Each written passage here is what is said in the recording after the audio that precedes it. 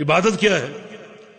عبادت صرف نماز روزے کا نام نہیں ہے، اس کی بہت سی تعریفیں کی گئیں، لیکن ایک تعریف شیخ الاسلام ابن تیمیہ رحمہ اللہ کی بڑی معروف اور بڑی مقبول تعریف ہے، وہ آپ سن لیجیے. العبادت اسم جامع، العبادت اسم جامع لكل ما يحبه الله ويرضاه من الاقوال والاعمال الظاهره والباطنه. العبادت اسم جامع لكل ما يحبه الله ويرضاه من الاقوال والاعمال الظاهره والباطنه. عبادت ایک بڑا جامع نام ہے، بڑا جامع لفظ ہے، بلکہ مجھے کہنے دیجئے عبادت وہ لفظ ہے جو پورے دین کا محور ہے، پورے دین کی بنیاد ہے، ایک بڑا جامع نام. لکل ما یحبہ اللہ ویرضاہ من الاقوال، کس چیز کا نام ہے؟ اللہ تعالی پسند فرماتا ہے اور محبت فرماتا ہے جس قول سے، جس بات سے، جو بات کہنی اللہ کو پسند ہے، جس میں اللہ کی رضا ہے، وہ بات کہنا عبادت ہے. اور وہ عمل جو اللہ کو پسند ہے وہ عمل کرنا عبادت ہے، خواہ وہ ظاہری ہو یا باطنی. ظاہری عمل کیا ہے؟ جو لوگوں کو دکھائی دیتا ہے، جیسے نماز ہے، حج ہے. باطنی عمل کیا ہے؟ دل کے اعمال، اخلاص ہے. التقوی ہاں ہونا، تقوی یہاں ہے، یہ باطنی عبادت ہے. تو ان سارے امور میں جو چیز اللہ کو پسند ہے وہ عبادت ہے. تو اس سے کیا ثابت ہوا کہ ہم نے اپنی زبان سے کیا کہنا ہے؟ وہ بات جو اللہ کو پسند ہے. کیوں؟ ہمارا مقصد تخلیق اس کی عبادت ہے. کہتے ہیں پہلے تولو پھر بولو، یہ نہیں کہ جو چاہے کہتے پھریں. دیکھو شریعت کتنا آپ کا میدان محدود کر رہی ہے. اسی معنی میں رسول اللہ صلی اللہ علیہ وسلم کا فرمان ہے الدنیا سجن المؤمن و جنت الکافر. دنیا مومن کا قید خانہ ہے، کافر کی جنت ہے، جو چاہے کرتا پھرے. لیکن مومن یہاں مقید ہو کر رہتا ہے. آپ زبان آپ کی اپنی ہے، مگر اس کے آپ مالک نہیں ہیں، مالک اللہ ہے. اس زبان کا تصرف آپ نے اللہ کی رضا کے تحت کرنا. اس سے کیا کہنا ہے، کیا بولنا ہے؟ جو بول اللہ کو پسند ہے، یہ عبادت. اب غیبت اللہ کو پسند ہے؟ نہیں، یہ نہیں کرنی، یہ عبادت نہیں. نمیمہ، چغلی، بہتان ترازی، دروغ گوئی اللہ کو پسند نہیں ہے. ان سارے امور میں زبان کو بند رکھو، یہ بند رکھنا عبادت ہے. اور یہ بولنا معصیت ہے. کیا بولنا ہے؟ جو بول اللہ کو پسند. اس لیے ہم نے قدر تفصیل عرض کر دی تاکہ عبادت کی جامعیت آپ کے سامنے واضح ہو جائے. دیکھیں اگر کوئی بول آپ اللہ تعالیٰ کی مرضی کے خلاف بول دیں، اس کا کیا نقصان ہو سکتا ہے؟ رسول اللہ صلی اللہ علیہ وسلم کی حدیث ہے کہ ان العبد لیعمل بعمل اہل الجنہ حتی لا یبقى بینہ وبینہا الا شبرا. ایک شخص جنت والے عمل کرتا ہے اتنے زیادہ کہ اس کے اور جنت کے درمیان صرف ایک بالشت کا فاصلہ باقی بچتا ہے، صرف ایک بالشت. ثم يتكلم بكلمة تهوي به في نار جہنم 70 خریفا. اتنا قریب پہنچ کر اپنی زبان سے ایک بول ایسا بولتا ہے کہ وہ ایک ہی بول اس کو جہنم میں 70 سال نیچے پھینک دیتا. تو پھر کیا اس سے ثابت ہوا کہ کیا ہم اپنی زبان کے استعمال میں خود مختار ہیں، یا زبان کے استعمال میں ہم پر عبادت کی پابندی ہے؟ پابندی. اس سے کیا بولنا ہے؟ جو بول اللہ کی رضا میں، جو اللہ کو پسند ہے، جو بڑا کارگر بول ہو.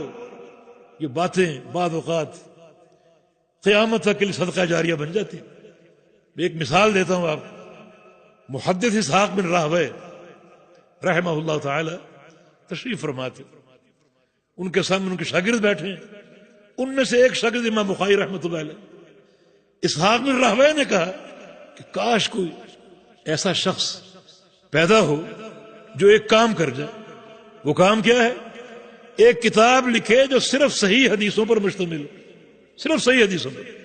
یہ ایک چھوٹا سا کلمہ، ایک زبان کا بول تھا. امام بخاری فرماتے ہیں کہ واقع ذالک فی قلبی، یہ بات میرے دل میں بیٹھ گئی، یہ کام میں کروں. اور اللہ نے توفیق دی. مشاورت کس کی تھی؟ راستہ کس نے دکھایا؟ صرف زبان کا ایک بول، کتاب تیار ہو گئی۔ اب الدال علی الخیر کا فاعل ہی، جو خیر کی رہنمائی کرے وہ اس خیر کو کرنے جیسے والا ہے۔ جیسے ایک شخص وہ کام کرتا ہے جو اس کو اجر ملتا ہے، جو اس کی رہنمائی کرتا ہے اس کو بھی اس کے برابر اجر ملتا ہے۔ تو ایک ہی بول کہاں سے کہاں لے گیا۔ تو یہ ہے زبان کا اچھا استعمال، یہ عبادت ہے۔ تو اس کو عبادت قرار دے کر سوچ کر بولو کیا بولنا ہے۔ اسی لیے نبی علیہ السلام کی حدیث ہے کہ خصلتان ہما اخف علی الظہر واثقل فی المیزان، دو خصلتیں پشت پر ہلکی، یعنی کرنا آسان ہے، مگر جب کل قیامت کا دن ہوگا تو اللہ کے میزان میں بڑی بھاری ہوں گی۔ دو خصلتیں کرنے میں آسان ہے، مگر کل اللہ کے میزان میں وہ نیکی بہت بھاری ہوں گی۔ وہ کیا ہیں؟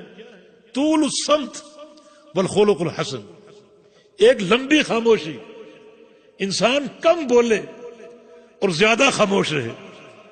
یہ کرنے والے بہت تھوڑے لوگ ہیں، مگر یہ نیکی حالانکہ خاموش ہے، بولنا عمل ہے، خاموشی عمل نہیں، مگر شریعت میں یہ خاموشی اتنی پسندیدہ ہے کہ ایسے انسان کی یہ خاموشی اللہ کے میزان میں بڑی بھاری ہوگی۔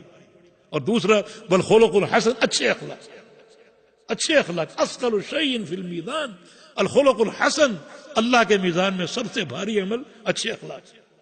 تو شیخ الاسلام کی تعریف کی وضاحت ہم نے کر دی، اور پھر اس کے بعد اعمال، خواہ وہ ظاہری یا باطنی، یہ اعمال بھی اللہ کی رضا کے تحت، یہ اعمال بھی اللہ تعالیٰ کی رضا کے تحت۔ اب آپ کے ذہن میں ایک سوال ہوا کہ اللہ کی رضا ہم کیسے جانیں؟ ہم کیسے جانیں کہ اللہ تعالیٰ کس عمل سے راضی ہے اور کس سے ناراض ہے؟ ہم کیسے جانیں؟ اس کا ایک ہی راستہ ہے، اللہ پاک نے دکھا دیا اور بتا دیا، اور وہ راستہ اللہ تعالیٰ کے نمائندے، اللہ تعالیٰ کے بھیجے ہوئے رسول محمد صلی اللہ علیہ وسلم فرمایا کہ من یطع الرسول فقد اطاع اللہ، جو رسول کی اطاعت کرے گا اس نے اللہ کی اطاعت کر لی۔ یہ اللہ کا دکھایا ہوا راستہ۔ تو اللہ کی رضا ہم کیسے معلوم کریں؟ اللہ کے نبی کے ذریعے اللہ راضی ہو جائے گا۔ قل ان کنتم تحبون اللہ فاتبعونی یحببکم اللہ، اے پیغمبر کہہ دیجیے اگر تم اللہ تعالیٰ کی محبت کے دعوے دار ہو تو میری اتباع کرو۔ اللہ تعالیٰ کی محبت کی نشانی اللہ کے پیغمبر کی اتباع ہے۔ اگر یہ اتباع کر لو گے تو یحببکم اللہ، تم سے اللہ محبت کرنے لگے گا۔ تو عبادت کس چیز کا نام ہے؟ ہر وہ قول جو اللہ کو پسند ہے، ہر وہ عمل جو اللہ کو پسند ہے، خواہ وہ عمل ظاہری ہو یا عمل باطنی ہو۔ تو گویا ہر قول پر، ہر عمل پر ایک ہی ٹھپا ہو، اور وہ پیغمبر علیہ السلام کی اتباع کا ہو۔ اللہ کے پیغمبر کی اتباع ہی در حقیقت اللہ کی رضا ہے، اس اتباع ہی میں اللہ تعالیٰ کی محبت پوشیدہ ہے۔ تو اللہ تعالیٰ نے انسانوں اور جنوں کو اپنی عبادت کے لیے پیدا کیا۔ یہ مقصد تخلیق ہے جس سے فرضیت ظاہر ہو رہی ہے، واضح ہو رہی ہے، اور کوئی مقصد نہیں۔ حالانکہ اس سے بڑے جو ہیں وہ مقاصد انسان کے سامنے آتے ہیں، کھانا پینا، مزدوری کرنا، کاروبار کرنا، سانس لینا، سانس روکنا، یہ سارے مقاصد، مگر اللہ پاک فرماتا ہے کہ نہیں، ان سب کے بغیر گزارا ہو سکتا ہے، لیکن جو مقصد تخلیق توحید ہے، میری عبادت ہے، اس کے بغیر تمہارا کوئی گزارا نہیں، کوئی گزارا نہیں۔ کیوں؟ اگر توحید نہیں ہوگی، کوئی خلل ہوگا، کوئی اضطراب ہوگا، تو دائمی جہنم کا عذاب برداشت کر لو گے؟ جہنم کا دائمی عذاب، وما ہم بخارجین من النار، کون برداشت کرے گا؟ فرمایا کہ نارکم ھذہ جزء من 70 جزء من نار جہنم، یہ دنیا کی آگ ہے، جہنم کی آگ اس سے 70 گنا زیادہ گرم ہے۔ دنیا کی آگ کو چھو کر دیکھ لو، جہنم کی آگ کا اندازہ ہو جائے گا۔ بعض سلف صالحین لوہار کی بھٹی کے پاس جا کر بیٹھتے اور لوہا گرم ہوتے ہوئے دیکھتے، جو لوہا سرخ ہو جاتا اور پگھلنے لگتا تو غش کھا کر گر جاتے کہ جہنم کی آگ کیسی ہوگی۔ اشتقت النار الى ربها فقالت یا رب اکل بعضی بعضا، جہنم نے اللہ کے دربار میں شکوہ دائر کیا کہ یا اللہ میرے اندر اتنی تیزی، میری آگ مجھے کھا رہی، میری آگ مجھے کھا رہی. بتاؤ پھر توحید کے بغیر گزارا ہے؟ وما ہم بخارجین من النار، شرک کرنے والے کبھی جہنم سے نہیں نکل سکیں. ایک دائمی عذاب، کتنا تکلیف دہ عذاب. تو اللہ کے بندو، توحید اور اس کا فہم، اس کا اختیار کرنا اور قبول کرنا، اس کا اقرار کرنا، دل سے اس کی تصدیق کرنا اور اپنے عمل سے اس کا اظہار کرنا، یہ انتہائی ضروری ہے.